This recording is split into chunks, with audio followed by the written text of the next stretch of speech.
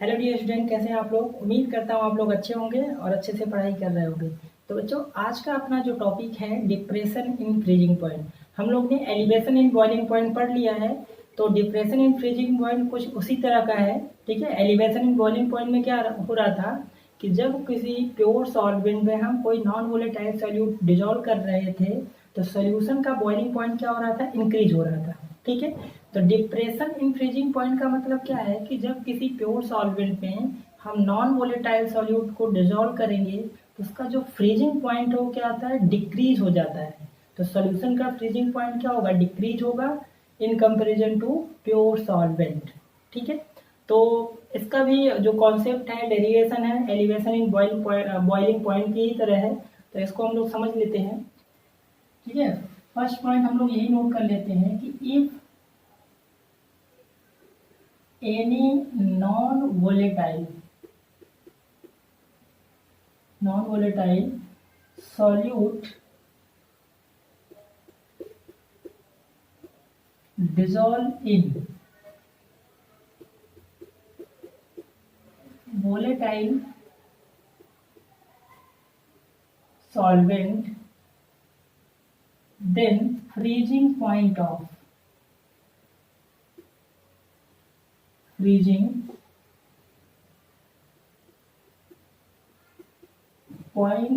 solution always less than freezing point of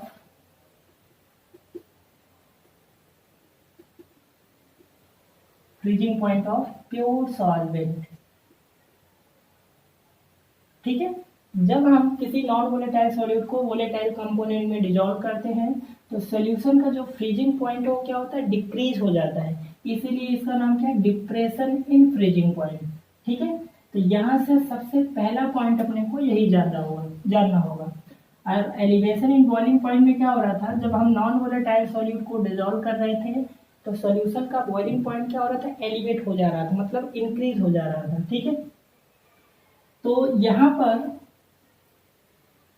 freezing point of solution को यहाँ पर denote किया गया है TF से, and freezing point of pure solvent को डिनोट किया गया TF नॉट से। इसका मतलब क्या है कि TF नॉट जो होगा TF से ऑलवेज क्या होगा, ग्रेटर होगा। क्लियर है, तो यहाँ से सेकेंड टर्म हमें जानना है कि फ्रीजिंग पॉइंट होता क्या है। ठीक है, हमने बॉइलिंग पॉइंट जाना था, क्या होता है कि जब vapour pressure of liquid equal to atmospheric pressure के बराबर होता है तो उसको हम क्या बोलते थे, बॉइलिंग पॉइंट ऑफ लिक्विड। अब यहाँ पे फ्रीजिंग पॉइंट क्या होगा कि जब लिक्विड का वेपर प्रेशर, ठीक है, लिक्विड का वेपर प्रेशर सॉलिड के वेपर प्रेशर के बराबर हो जाए उस पर्टिकुलर सॉल्वेंट को, तो हम उसको क्या बोलते हैं, freezing point.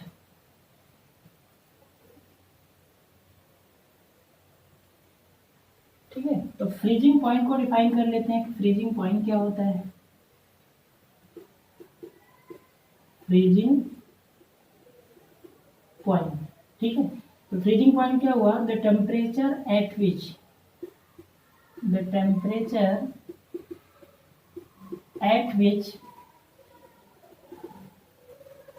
Vapour pressure of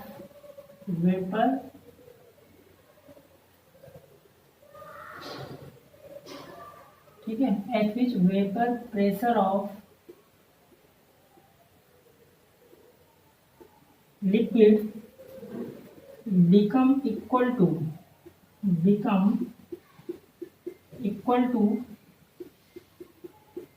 vapor pressure of solid state। ठीक है, तो जो भी लिक्विड ले रहे हैं उसका जो वेपर प्रेशर है लिक्विड फेज में, अगर वो सॉलिड के वेपर प्रेशर के बराबर हो जाए उस सॉल्वेंट के, तो हम उसको क्या बोलेंगे, फ्रीजिंग पॉइंट। फ्रीजिंग पॉइंट आपको समझ में आ रहा है कि कोई लिक्विड सब्सटेंस किस में कन्वर्ट हो रहा होगा, सॉलिड में कन्वर्ट हो रहा होगा। तो वेपर प्रेशर ऑफ लिक्विड अगर equal to vapour pressure of solid state में उस लिक्विड को हो जा रहा है तो उसी को हम बोलते हैं फ्रीजिंग पॉइंट। उसको अगर हम शॉर्ट में लिखें तो इस सेंटेंस को शॉर्ट में लिख क्या हो जाएगा, टेम्परेचर एट विच, ठीक है, temperature at which vapour pressure of liquid equal to vapour pressure of solid. तो उस टेम्परेचर को हम क्या बोलते हैं, फ्रीजिंग पॉइंट। जिस टेम्परेचर पे फॉर लिक्विड, ठीक है, उस लिक्विड के अगर vapour pressure of liquid vapour pressure of solid state में हो जा रहा है तो उसी को हम क्या बोलते हैं, फ्रीजिंग पॉइंट। वो पॉइंट हमने पढ़ा कि किसी भी नॉन वोलेटाइल सॉल्यूट को अगर हम प्योर सॉलिड में डिजोल्व करेंगे तो सॉल्यूशन का फ्रीजिंग पॉइंट क्या होता है, डिक्रीज हो जाता है। दूसरा पॉइंट हम लोग ने पढ़ा कि फ्रीजिंग पॉइंट होता क्या है, ठीक है। अब इसी को थोड़ा सा डायग्राम समझ लेते हैं। जैसे मान लीजिए हमने यहाँ पर एक प्योर सॉल्वेंट ले लिया, ठीक है, प्योर सॉल्वेंट और प्योर सॉल्वेंट हमने H2O ले लिया। दूसरा केस हमने ले लिया कि हमने क्या लिया, सोल्यूशन लिया। मतलब हमने क्या करा, वाटर लिया और इसमें कोई नॉन वोलेटाइल सॉल्यूट मिला दिया, नॉन वोलेटाइल सॉल्यूट को डिसॉल्व किया। तो वाटर का जितना भी फ्रीजिंग पॉइंट, जैसे आपको पता है कि वाटर का जो फ्रीजिंग पॉइंट होता है 0 डिग्री सेल्सियस होता है। अगर हम उस वाटर में कोई नॉन वोलेटाइल सॉल्यूट मिला देंगे तो सॉल्यूशन का जो भी फ्रीजिंग पॉइंट होगा वो क्या होगा, 0 डिग्री सेल्सियस से क्या होगा, कम हो जाएगा। इसी को हम क्या बोलते हैं, depression in freezing point.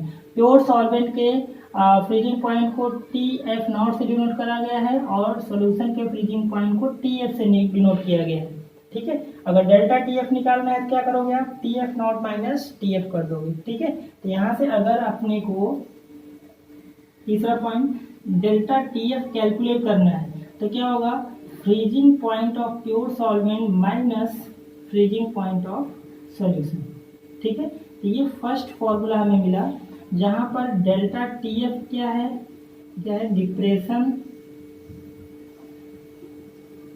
In freezing point, where TF0 क्या है, TF क्या है, freezing point of pure solvent and TF क्या है यहाँ पर, फ्रीजिंग पॉइंट ऑफ सॉल्यूशन, ठीक है।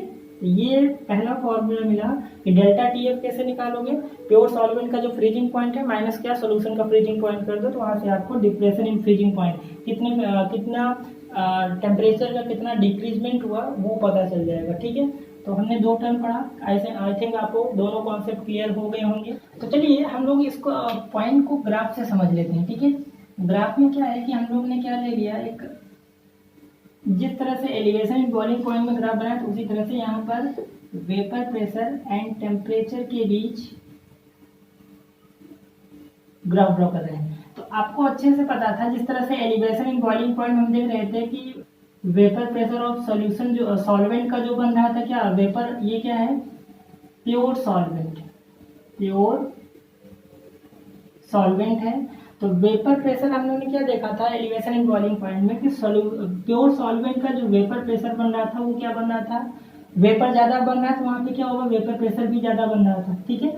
और सोल्यूशन का हम लोग ने क्या देखा था कि सोल्यूशन का जो वेपर था कम बन रहा था, इसका मतलब उसमें वेपर प्रेशर भी कम बनेगा। ये किसका ग्राफ हो गया, सोल्यूशन का ग्राफ हो गया, ठीक है। अब यहाँ पर देखिए, जैसे ही हम सोल्यूशन में क्या कोई भी प्योर सॉल्वेंट में, जैसे ही हम प्योर सॉल्वेंट में कोई नॉन वोलेटाइल सॉल्यूट मिलाते हैं, ठीक है, तो उसमें होता क्या है कि इसका जो फ्रीजिंग पॉइंट है वो क्या होता है, ये तो लिक्विड, प्योर सॉल्वेंट क्या है, ये लिक्विड फेज में, ये लिक्विड फेज में। और फ्रीजिंग पॉइंट क्या होता है, freezing point vapour pressure of liquid state equal to vapour pressure of solid state. ये प्योर सॉल्वेंट क्या है, लिक्विड फेज में है, तो ये क्या हुआ, ये सॉलिड फेज हुआ, ठीक है, ये जो हो गया वो सॉलिड फेज हुआ। ये क्या है, प्योर सॉल्वेंट, ठीक है, pure solvent in solid state है, ठीक है। तो ये जो पॉइंट होता है, ये जो पॉइंट जहां पर इस पॉइंट में solid state and liquid state दोनों ही एग्जिस्ट करते हैं, तो इसी पॉइंट को बोला जाता है क्या, फ्रीजिंग पॉइंट। और इसको अगर हम यहाँ से मिला दें, को यहाँ से मिला दें तो ये क्या हो गया, इसी को हम बोलते हैं क्या, TF0, freezing point of pure solvent. अब सोल्यूशन का जो फ्रीजिंग पॉइंट है, ठीक है, सोल्यूशन का जो फ्रीजिंग पॉइंट है, अगर इस लाइन को हम यहाँ पे मिला दें, इस लाइन को इधर मिला दें,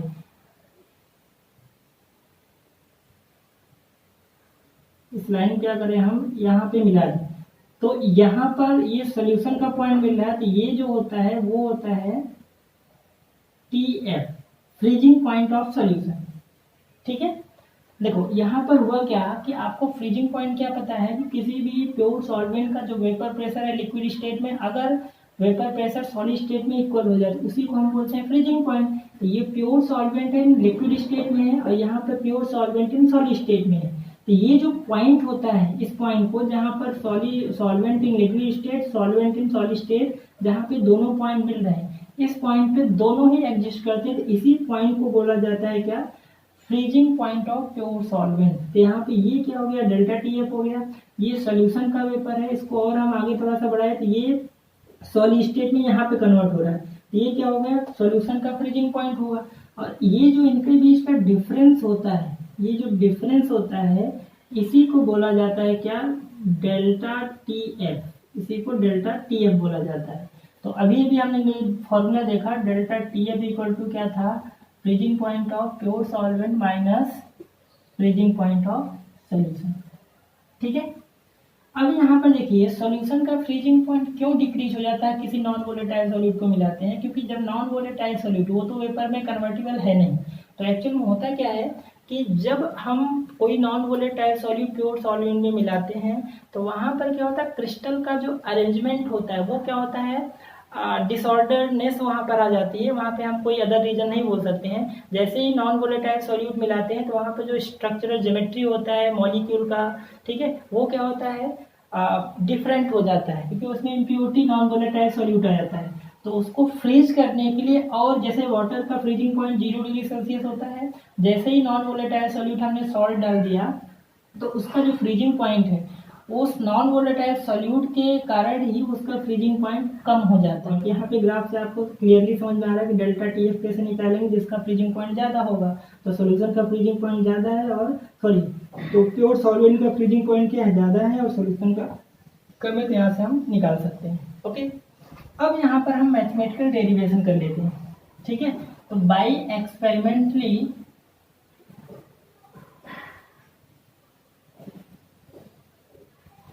एक्सपेरिमेंटली ये देखा गया है कि डेल्टा जो TF होता है वो डायरेक्टली प्रोपोर्शनल टू क्या होता है, मोलैलिटी होता है। जिस तरह से वहाँ पर डेल्टा TB क्या था, मोलैलिटी के डायरेक्टली प्रोपोर्शनल था। मोलैलिटी यहाँ पर कंसंट्रेशन है, क्योंकि वो टेम्परेचर पे डिपेंड नहीं करता है।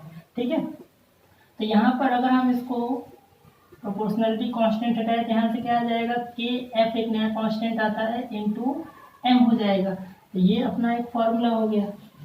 ठीक है, अब आपको मोलैलिटी का अच्छे से पता है, यहाँ पर क्या होता है, वेट ऑफ सॉल्यूट अपॉन क्या, molar mass of solute into weight of solvent in kg होता है। तो यहाँ पर क्या होगा, 1000 का मल्टीप्लाई।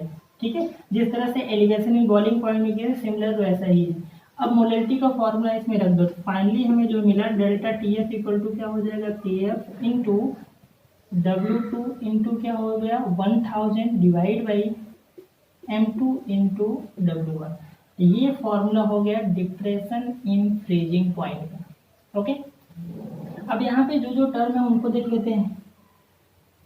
यहाँ पर डेल्टा TF हम लोग को पहले ही पता है। यहाँ पर जो KF होता है, KF है, इसको बोलते हैं molar depression constant, molar depression constant, या इसको हम बोलते हैं क्रायोस्कोपिक कांस्टेंट भी बोलते हैं, क्रायोस्कोपिक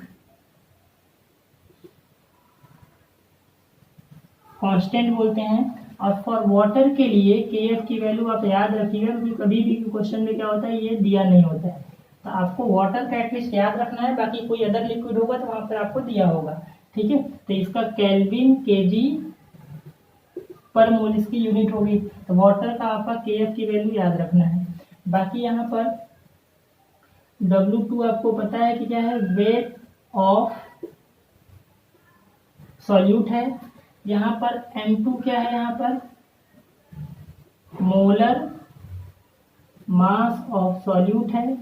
एंड W1 क्या है, यहाँ पर वेट ऑफ सॉल्वेंट।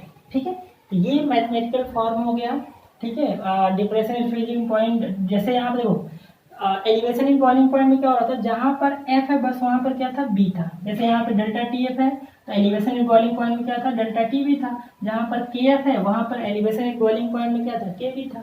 बाकी मैथमेटिकल फॉर्मूला जो है वो तो सिमिलर ही है, जैसे हम लोग ने एलिवेशन इन बॉइलिंग पॉइंट में किया था। तो अगर आपको एलिवेशन इन बॉइलिंग पॉइंट का फॉर्मूला पता है तो आप डिप्रेशन इन फ्रीजिंग पॉइंट का फॉर्मूला आसानी से कर सकते हैं, डिराइव कर सकते हैं, या फॉर्मूला देख सकते हैं, बना सकते हैं। ओके, तो ये हो गया कुछ बेसिक ग्राफ हमने समझा दिया, और एक्सपेरिमेंटली इसका मैथमेटिकल फॉर्म क्या है फॉर्मूले का वो हमने समझा दिया। तो के एफ जो टर्म है उसको डिफाइन कर लेते हैं। ठीक है, के एफ। अब यहाँ पर देखिए के एफ क्या होता है। के एफ क्या होता है कि इसको बोलते हैं क्रायोस्कोपिक कांस्टेंट या फिर मोलर एलिवेशन कांस्टेंट। तो इसको डिफाइन कर लेते हैं, डिफाइन के एफ।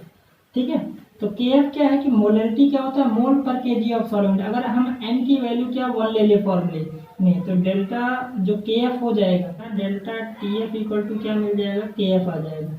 ठीक है, तो अगर हमको इसको डिफाइन करना हो के एफ को, क्रायोस्कोपिक कांस्टेंट को, क्या हो जाएगा, डिक्रीज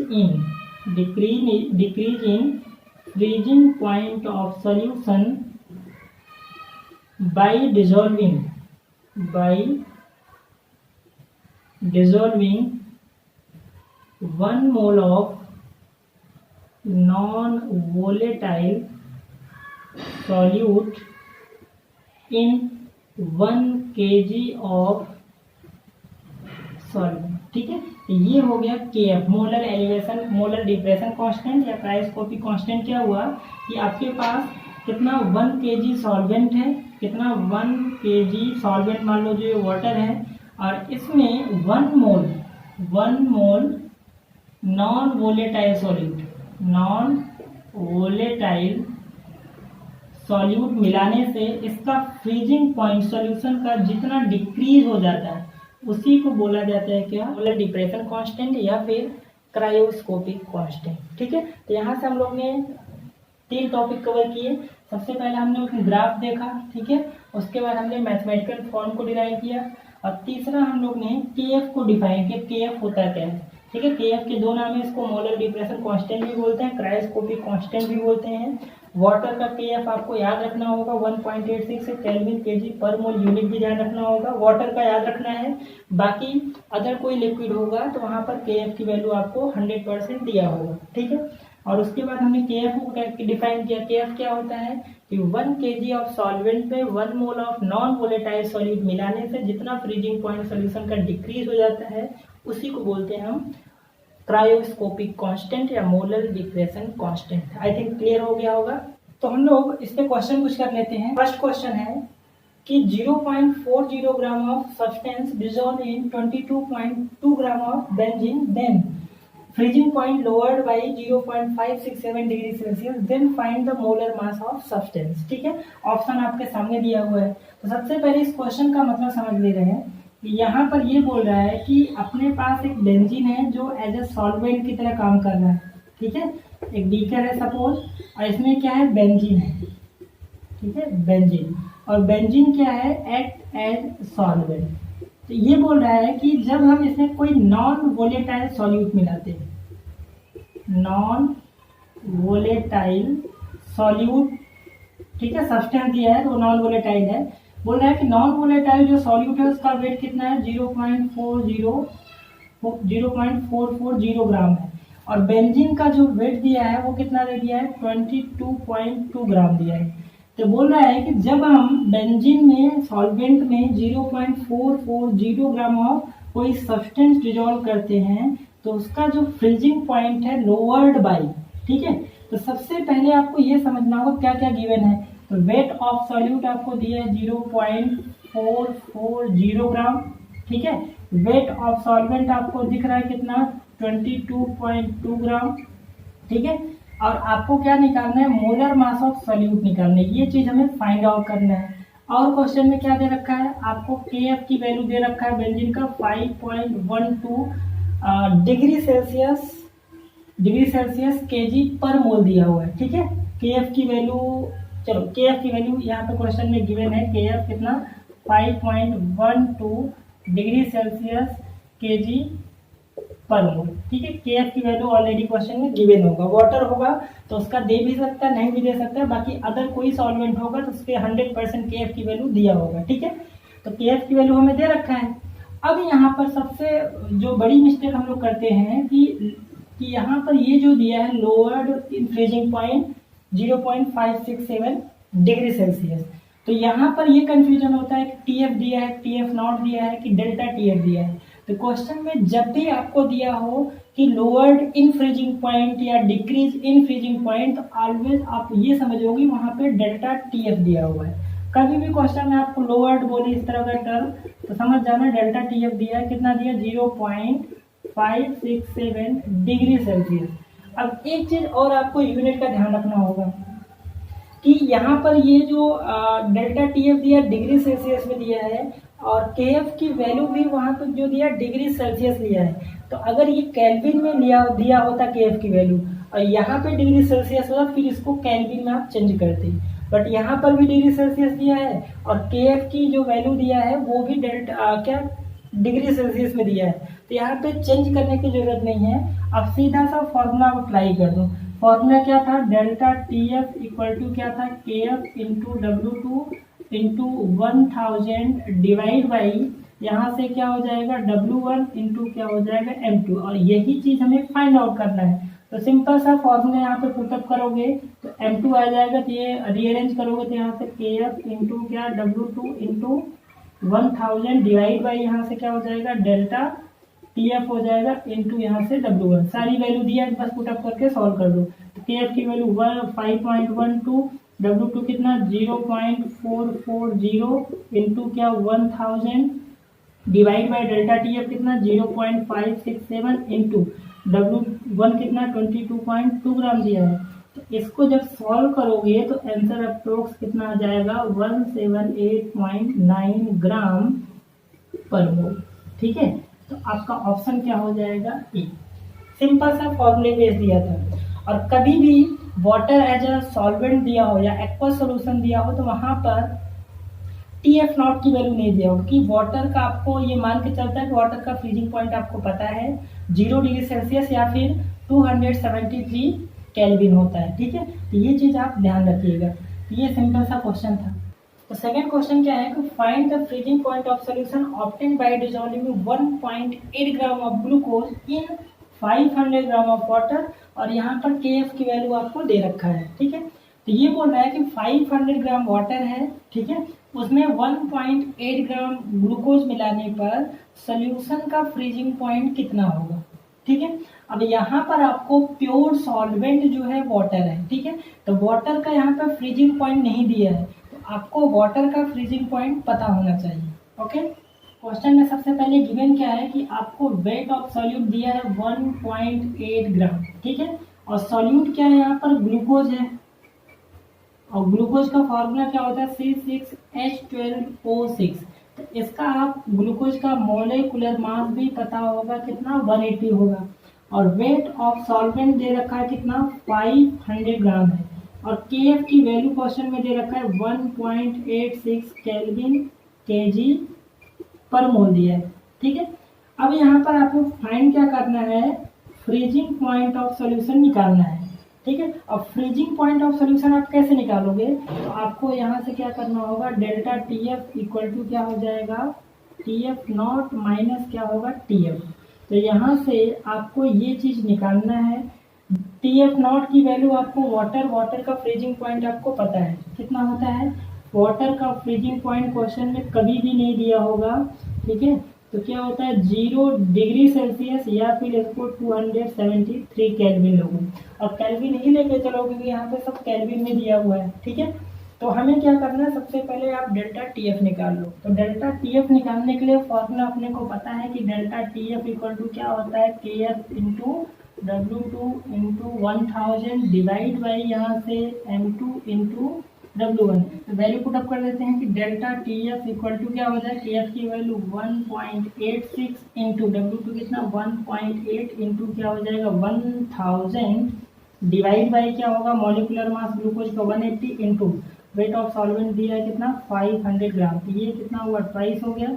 यहाँ से ये करोगे कितना आ जाएगा 100, यहाँ से करोगे कितना आ जाएगा ये 100 हो जाएगा, फिर डेसिमल लगा हुआ है, तो ये सब पूरा जब सॉल्व करोगे तो कितना आ जाएगा, ये करोगे यहाँ से कितना 50 आ जाएगा। तो ये पूरा जब सॉल्व करोगे तो यहाँ से जो आंसर आएगा डेल्टा टी एफ की जो वैल्यू आएगा 0.036 केल्विन आ जाएगा। ठीक है, तो हमें डेल्टा टी एफ की वैल्यू पता हो गया, तो 0.036 केल्विन आया, और टी एफ नॉट की वैल्यू हमें पता है 0 डिग्री सेल्सियस, और वो केल्विन में तो इसको भी 273 केल्विन लेके चलोगे। तो यहाँ से आप टी एफ निकाल दो। टी एफ कैसे निकालोगे, टी एफ नॉट माइनस क्या कर दोगे, डेल्टा टी एफ करोगे। यहाँ से क्या होगा 273 माइनस 0.036, यहाँ से फाइनली आंसर कितना 272.964 आ जाएगा। इतना केल्विन सोल्यूशन का फ्रीजिंग पॉइंट। तो देखिए मैंने क्या बताया था कि जब किसी नॉन वोलेटाइल सॉल्यूट को प्योर सॉल्वेंट में मिलाएंगे तो सोल्यूशन का जो फ्रीजिंग पॉइंट है वो क्या डिक्रीज हो जाता है। तो प्योर सॉल्वेंट में कितना है 273 केल्विन है, और सोल्यूशन कितना है 272.964 केल्विन होता है। ऑप्शन आपका कौन सा है इसमें, सी ऑप्शन, तो सी आंसर हो जाएगा। ठीक है, तो यहाँ पर नोट में हमें के एफ एंड के वी से रिलेटेड कुछ पॉइंट है उसको नोट कर लेते हैं। ठीक है, इसको नोट में सबसे पहले यहाँ पर के एफ एंड के वी की बात कर लेते हैं। तो के एफ एंड के वी की जो वैल्यू होता है वो डिपेंड करता है नेचर ऑफ सॉल्वेंट पे डिपेंड करता है। ठीक है, और मैंने आप लोग को बता दिया है कि फॉर वाटर के लिए के एफ एंड के वी की दोनों वैल्यू आपको याद रखना है। तो के एफ की वैल्यू 1.86 केल्विन केजी पर मोल होता है, एंड के वी की वैल्यू फॉर वाटर के लिए 0.52 केल्विन केजी पर मोल होता है। ठीक है, तो वाटर के लिए एटलीस्ट आप याद रखिए, क्वेश्चन में दे भी सकता नहीं भी दे सकता, बाकी अदर जो सॉल्वेंट होंगे उनका के एफ और के बी की वैल्यू क्वेश्चन में गिवन होगा, उसकी टेंशन आपको नहीं लेनी है।